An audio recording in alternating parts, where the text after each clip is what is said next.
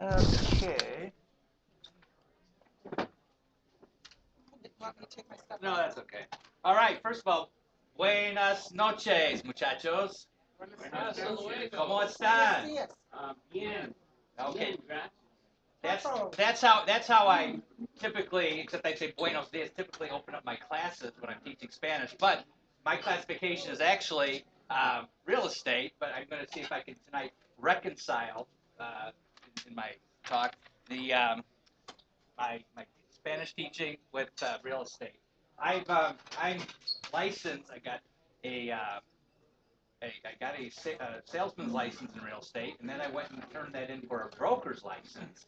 I also have what's called a Type 9 teaching certificate in education, and just recently I got a Type 75 administration certificate. So really, I got a lot. I got more licenses than type dogs, really. So um, anyway, anyway, basically, I'm going to talk a little bit about the conventional way that people get these kind of certifications or licenses. I basically, for the most part, didn't do anything the conventional way in getting all of them. But whoops, no. I in real estate during the well, the conventional way in real estate, you probably know, to get a license is you drive down the street, you look on the real estate company's window, and it says class is starting soon, right? And so you go and sign up and you take some classes, and then later on when you're done with that, you go and take a test and you get your real estate license. I didn't do it that way. I was in the 1980s, for about 82 to 89. I was going to night school at Northwestern, and during the 80s, I had several jobs. I drove a limousine at nights, except when I was working, then I drive during the day. I worked at a water softener factory and was a manager of one department there. I sold some advertising space. And I also, when cable TV first came out, I was door-to-door cable TV salesman. And basically, you're signing people up. There's some technique in your sales pitch, but basically, the kids are, on the bikes, going down the street, and they say, "Mom, the cable man's here," So you'd sign them up. But I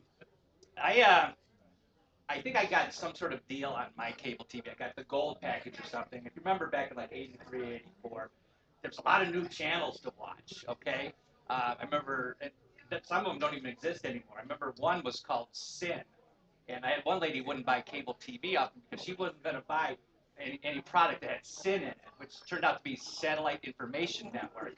Okay, but if you recall, back in the 80s, there was a lot of especially late night infomercials on these stations like Sin, and they're not around anymore.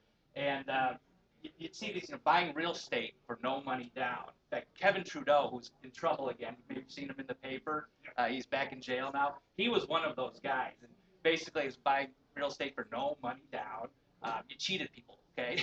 Basically, you got to find out if they had an assumable mortgage, or maybe you got them to refinance and then sign it over to you. And basically, I thought I qualified because I had no money, so that I had halfway covered. But anyway, I was studying. My major was psychology at Northwestern, but my minor was business. And it turns out one of the business courses was real estate law. And it turned out if you took that, you're eligible to take the test to get your license. So I didn't have to go to Century 21 and sit there, and that's what I did. Some attorney who was just about to be retired, he was an adjunct professor there. He taught it. I took the class, got an A, and got credits, got college credits, and was able to take the test, and got my license. My first job was right across the street over here at Peters and Falk. It still says Peters on the side of the building there. And in fact, I met with John Peters. I knew him as actually goes by Jack Peters. But we met this the initial meeting. We met. What was the name of that restaurant? It's next to Chin's, and now it's some sort of a. But back when, remember Kent Walker? That's his father. Jay Wendell. Jay, yes, that's where we met, and that's where Jack said, "Yeah, sure." Um, didn't go so well for me. I was kind of young, and who's going to buy a house from, a kid? But do know I got cheated once, but I didn't know I got cheated until years later. Um, I was I was trying to get what's called FISBOs, for sale by owners. Get listings from them, and I would make up a package, and I'd go around and I'd leave them on people's doors, maybe not ring their doorbell, and talk to them a little bit, give them my package, and I gave it one to one man over in Cedar and Arlington Heights Road. What's that neighborhood down there? Well, not that, but Surrey Ridge. Yeah, and he kind of yelled at me. He really yelled at me, and so I got out of there fast. But about a couple of weeks later, I was then now mailing out to some of these FISBOs, and he happened to be on the list. I get a call from this man. He wants to list his house, and so I go and I sit at his kitchen table with him and his wife, and basically I signed him up. I mean, I got his listing, and then he said, "Well, now, you're going to keep away pesky realtors, from me, right?" I said, "Sure." He said, "You wouldn't believe this. A couple of weeks ago, this fella comes to my door, and he has his package, and I'm on the toilet, okay? And now, if it was nowadays, I would have said, that was me. But back then, I didn't say that. Anyway, it didn't go too well because 6% commission, and after about 3 weeks, he said, "This isn't working." 3 weeks. He says, "I kind of want to cancel the listing." And I said, "Well, tell you what. Um, what if we just reduce the commission to 3%?" As you know, in real estate, when you list a property, I was with Century 21, Peters and Falk over there. But anybody, any real estate agent from Remax to Prudential, whatever, can those agents, in fact, it's more likely that somebody else is going to sell the listing. I said, why don't we reduce it to 3%? We'll take it off the multiple listing, and we'll see if it works. Sure enough, I got somebody. To called up, and they saw the sign in the yard. That's basically all they would have known. And we actually started getting a deal going, and we were haggling over the price.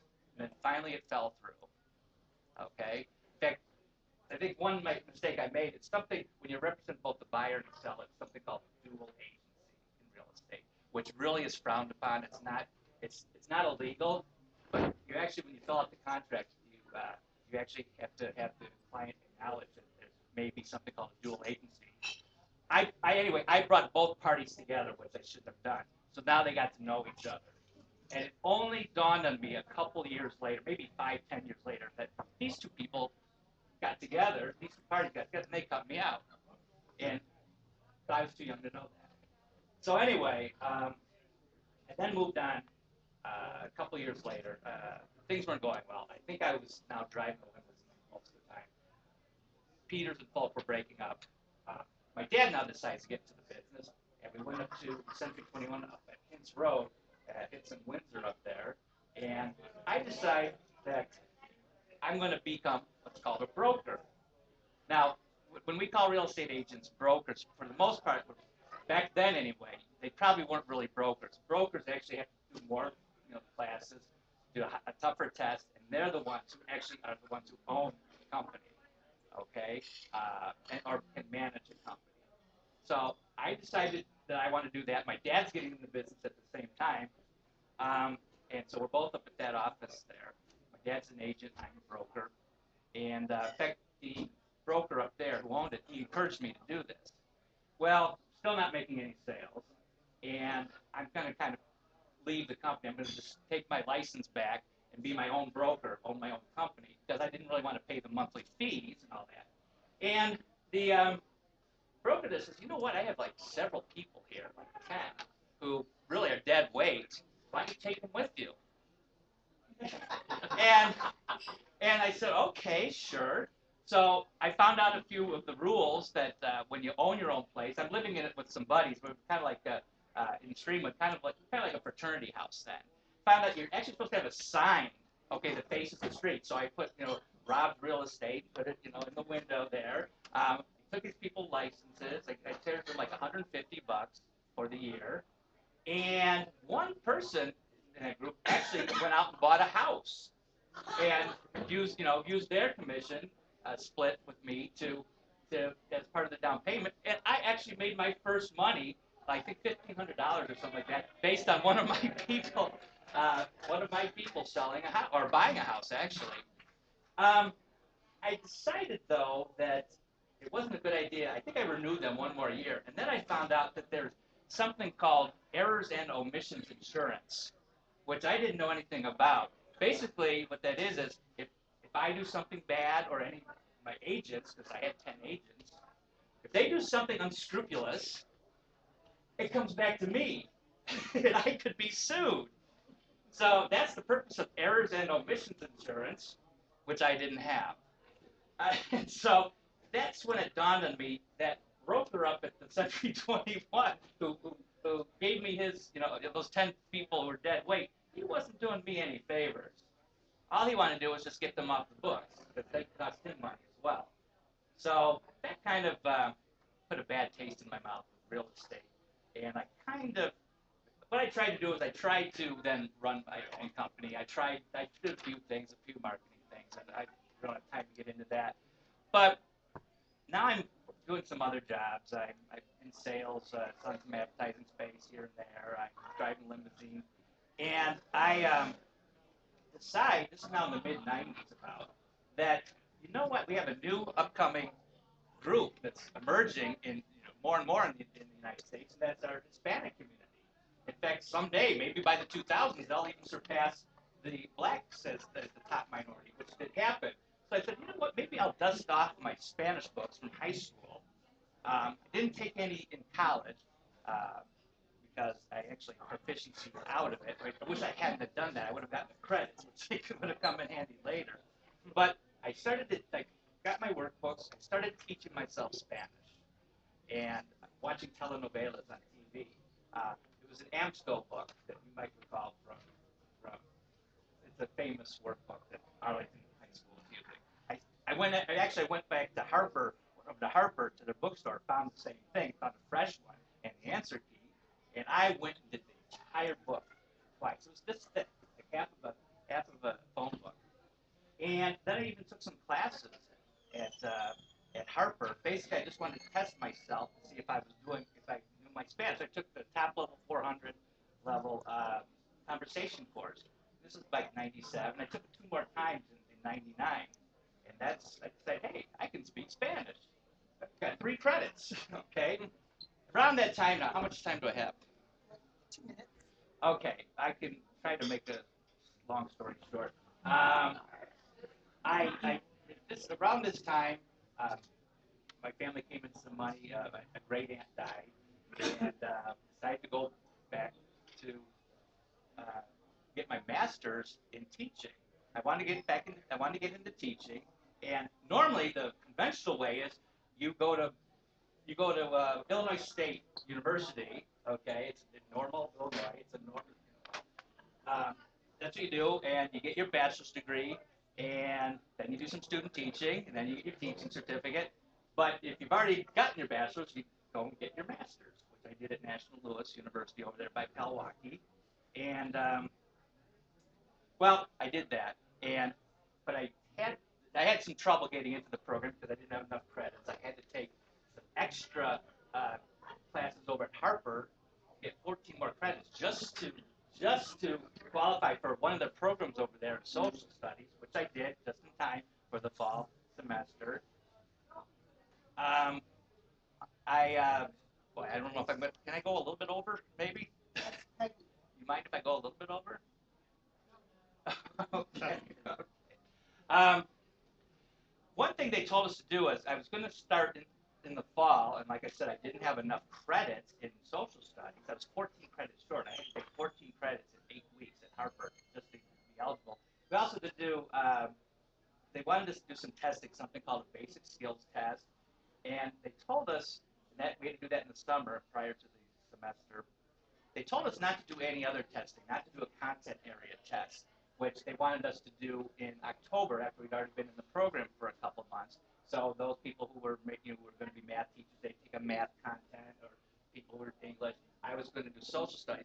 But I decided that summer before, I was going to do a content area myself. I was going to do the Spanish one. They couldn't stop me for that.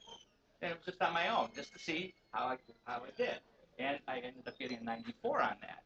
So just in case I ever got the 20 college credits necessary in the future to put that on my teaching certificate, I already had that test done, which basically now I enrolled in this master's, and in the next spring I did my student teaching in world history. Went and then finished that in about April or May. Looked for a job for the following fall in social studies, and there weren't any. And that's when I decided, you know what? What about Spanish? You need 20 credits. I got 3. What can I do? And nobody knew. I didn't want to take classes. I didn't want to start at the basic level. I knew everything. I finally found out I could take some proficiency tests at Harvard. Okay, and I could take 4 of them. And so I got 16 credits doing those proficiency tests over 2 days. Add the 3 that I already had when I was just for fun taking classes, in conversation, and I did 1 independent study. And that's how I got my teaching certificate. Sort of did it backwards. I did testing first, then got credits later. Got Spanish on my teaching certificate. Found a. In fact, didn't even have it graded yet, and I was already interviewing for a Spanish job, and I had to get Harper to write a letter to the principal at the school I was going to teach at. Yes, he's he's passed this, so he can be a Spanish teacher, and so that was my first job. A little bit different than how other people get their certificates. Since then, more recently, I've gotten my master's in administration, which normally you do that while you're employed, and you could do your internship at the school you're working at, which I didn't do. I did my internship with District 214 and split it with District 21 up there north of us on the road. So, just a couple things about how teaching has kind of changed over the years.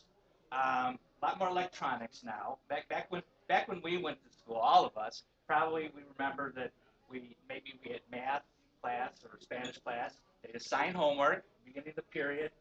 They'd go over the homework, and then the teacher would stand up and do some lecture, and then they'd assign homework again, and maybe there's time, at the end of class to finish your homework.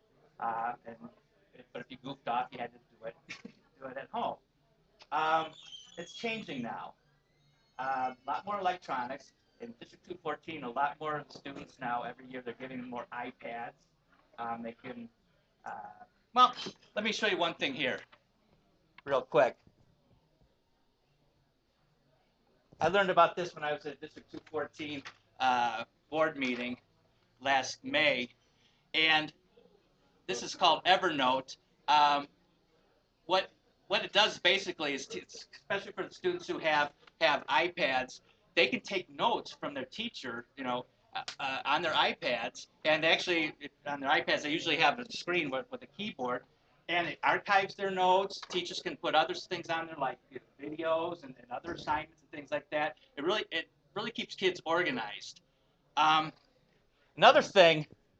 Rob, did you say the teacher puts a note on their iPad?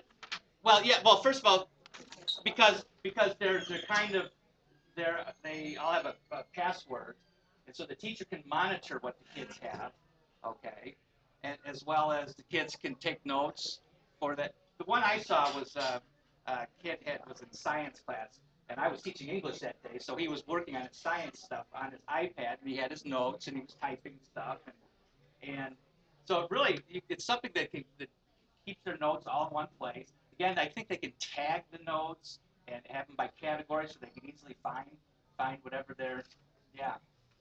Probably searchable on a word or something. I really there's not enough time to go over everything. Besides, I can't say I know everything about it. I'm just saying this is just some of the stuff they're doing. And one other thing, another innovation I think in teaching is I don't think it's being utilized enough. It's being talked a lot about a lot in a lot of the education journals, but it's something called a flipped classroom.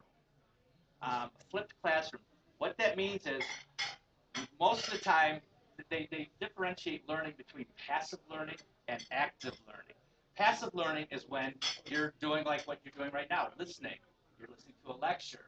The active learning comes when you actually take something home and you get the calculator out or your pencil with an eraser or you're filling in blanks on your homework or whatever. That's the active learning.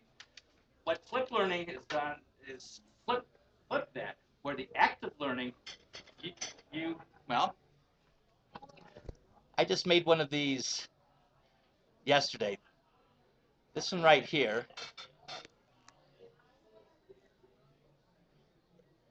And it says 8 minutes. We're not going to watch all of it. But basically, I just made this yesterday, and some teachers are doing this.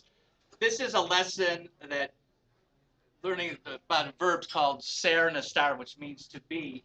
Kids with their iPads or whatever they have at home, they can look at a lesson at home and spend the 8 minutes, and they can run it back over and over again as much as they want. Can we hear that at all? What? And then when they come to class, see, normally this is something that a teacher would do in lecture at the blackboard or whiteboard in class. All right?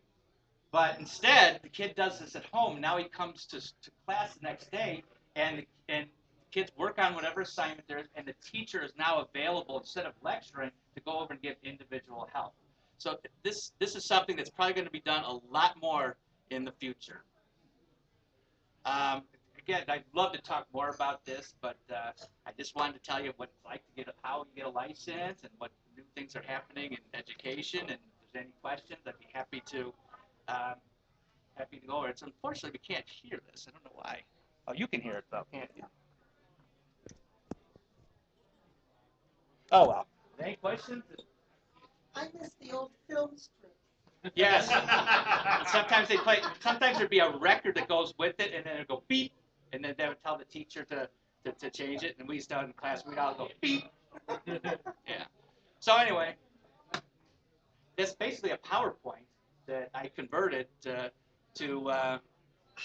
video. It's not that hard to do. Getting some of these animations to work when you convert it, that's a little bit difficult. But other than that, and sound, I'm narrating here too, but you can't hear my narration for some reason. I don't know why. So that's that.